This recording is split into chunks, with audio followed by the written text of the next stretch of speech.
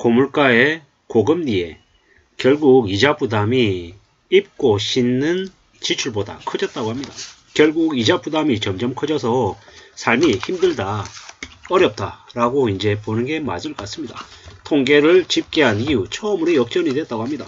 이자 부담이 점점 커지고 있는 게 지금의 현실이다라고 보는 게 맞을 것 같습니다. 앞으로 더욱더 이제 삶이 어려워진다, 더 힘들어진다 라고 보는 게 맞겠습니다. 어떻게 살아야 될지, 어떤 마음으로 지내야 될지는 이미 빚을 가지고 있는 사람들에게는 이제 필수, 숙명이 이제 돼버렸습니다. 제 지인도 이제 이자 부담 때문에 월 나가던 게 한 60, 70만 원이 더 늘었대요. 보통의 직장인들, 보통의 가정이 한 달에 60만 원, 70만 원을 흑자 내기도 쉽지 않습니다. 70만 원이라고 하면 1년이면 800, 60이라고 하면 1년에 한 700 정도인데 그걸 흑자 내기도 되게 어려운 가정들이 많은데 뭐 월 이자가 60, 70이 늘었다라는 건 추가적인 경제 활동을 하지 않을 수 없다라는 겁니다. 뭐 단기간 하는 2시간, 3시간짜리든 아니면 뭐 서너 시간 하는 일이든 간에 결국 가장이 추가적인 일을 하러 저녁에도 늦은 시각에도 일하러 또 나가야 된다라는 게 현실이라는 겁니다. 참 암담하죠. 먹고 사는 게 이렇게도 힘든데 지금도 여전히 언론에서는 뭐 얘기합니까? 빚내가지고 집 사라고 자꾸 얘기하죠. 주식 투자하라고 얘기하고 뭐 재테크 해야 된다라고 자꾸 얘기합니다. 근데 그런 말에 자꾸 넘어가서 뭔가를 자꾸 시도하려고 하면 되게 상황이 좋아지는 게 아니라 상황이 점점 더 악화된다라고 보면 맞을 것 같습니다. 고금리, 고물가의 그늘에 보통 사람들의 삶이 점점 어려워진다라는 겁니다.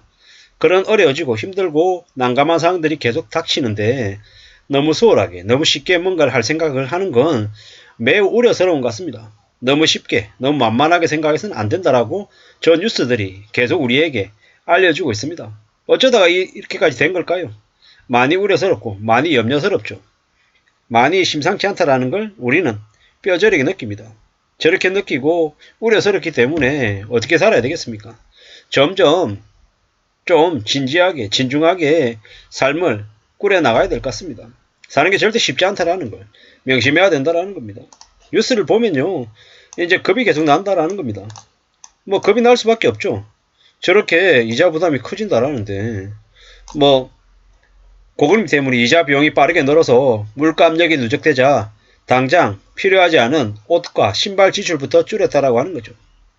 이제 어른들은 옷이 헤어지거나 뭐 신발이 헤어져서 바꾸는 게 아니죠. 기존에는 패션 때문에 성향이 바뀌어서 오래된 패션이라서 이제 안 신는다 이랬는데 안 입고 안 신는다라고 했는데 이제 그럴 이유가 없어진 거죠. 뭐 헤어지지 않는다며 구멍난 거 아니라면 그냥 어른들은 그냥 입고 신고 한다라는 거죠. 물론 이제 아이들 같은 경우에는 자녀들을 키우는 부모 입장에서는 자녀들 건 그게 안 됩니다. 애들이 크면 키가 컸는데 작은 옷을 입힐 수 없고 발이 커졌는데 신발을 예전 걸 신길 수 없다라는 겁니다. 뭐 그러다 보니까는 당장 어른들 것부터 제일 먼저 줄인다라는 겁니다. 그게 현실이라는 겁니다. 앞으로 살아가는 삶이 점점 더 빡빡하고 점점 더 어려워질 거라는 걸 명심해야 될 것 같습니다. 작년 22년 1분기에 82,000원이던 가구당 이자 비용이 22년 4분기에 10만원, 그리고 이제 올해 3분기는 11만원이랍니다. 이건 결국 평균의 함정이기 때문에 이자를 아예 안 내는 사람도 있고 뭐 많이 내는 사람도 있고 이래저래 따지면 저 11만원이 결코 적은 게 아닐 수 있다는 겁니다. 뭐 주변에 지인들은 이자 낸다라고 하면 뭐 100만원 넘겨서 내는 사람들이 너무 많아서 뭐 저 언론에서 말하는 11만원 저 정도면 아예 부담도 안 된다고 얘기할 것 같습니다. 실제 현실은 점점 더 빡빡하고 어렵다라는 겁니다. 그걸 정신 바짝 차리고 받아들여야 될 것 같습니다. 2024년에는 경제가 매우 안 좋아질 것이다. 소비 수준을 대폭 줄일 것이다. 뭐 이런 얘기들 더 많이 합니다. 일본도, 이웃나라 일본도 경기 침체가 왔을 때, 장기 침체가 왔을 때 소득이 낮은 계층부터 제일 먼저 먹는 것부터 아꼈다고 얘기하죠. 입고 쓰는 거는 당연하다는 거고 먹는 것도 아낄 정도면 더 이상 줄일 게 없다라는 말하고 비슷하지 않겠냐라는 겁니다. 먹고 사는 게 점점 더 힘들어지는 게 요즘 한국의 모습이다 라고 얘기하는 게 절대로 남의 일 같지 않습니다. 뭐 이제 먹고 사는 게 더 힘든 거죠. 더 어려운 거죠. 뭐 이제 어린이나 신발 지출이 더 떨어진다. 생필품 꼭 사야 되는 거 아니고서는 안 산다라는 겁니다. 뭐 게다가 최근에는 날씨가 조금 이제 따뜻해지면서 겨울 의류들이 매출이 급감했다고 하죠. 벌써 매출이 줄어들고 있다고 합니다. 이게 지금 현재 벌어지고 있는 상황입니다. 앞으로 의류나 아니면 뭐 자파 이런 것들 소비는 더 줄어들 것이다. 뭐 게다가 다른 것들도 꼭 필요하지 않은 품목들 있잖아요. 스포츠 레저 상품들 이런 것들도 매출이 더 줄어들 것 같습니다. 왜겠습니까? 당장에 안 한다고 큰일이 생기는 게 아니기 때문에 이제 그런 품목들부터 이제 줄이는 게 아닌가라는 생각이 듭니다.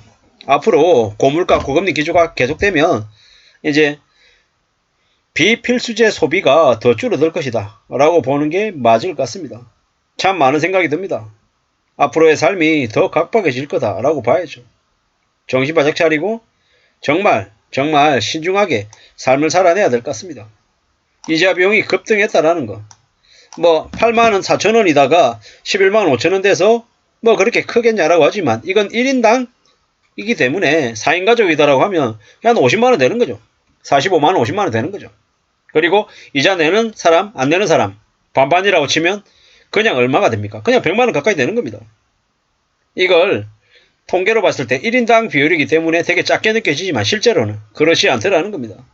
앞으로 이제 비필수재 소비는 더 줄어든다 라고 이제 봐야 되고 이자 비용이 그만큼 더 늘어난다.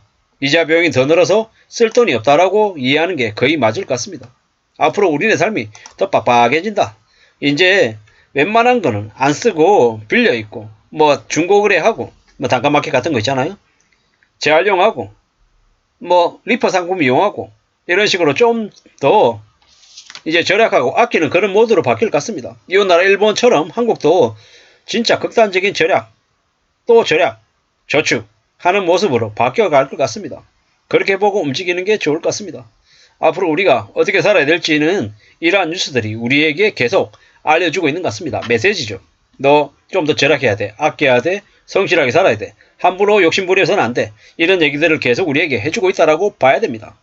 그런 생각을 하면서 더욱더 신중하게 사려 깊게 차근차근 밑바닥부터 다져나가면서 삶을 지켜나갈 궁리를 하는 게 좋겠습니다. 월평균 이자 비용과 옷, 신발 구입 지출액이 저 그래프에서 보듯이 이자 비용은 늘어나고 옷과 신발 같은 비필수재 소비는 급감했다라는 겁니다. 저게 앞으로 우리에게 주는 메시지는 소비를 좀 더 줄여라. 이자 비용이 늘어난 만큼 강제적으로 소비를 줄이게 된다. 라는 걸 이제 알려주는 거죠. 옷이나 신발 같은 패션이나 잡화 쪽에 종사하는 이제 사람들의 이제 소득이 줄어들 수도 있겠다. 일자리가 또 줄어들 수 있겠다. 라는 생각도 해봤습니다. 아무쪼록 이 힘들고 어려운 시국을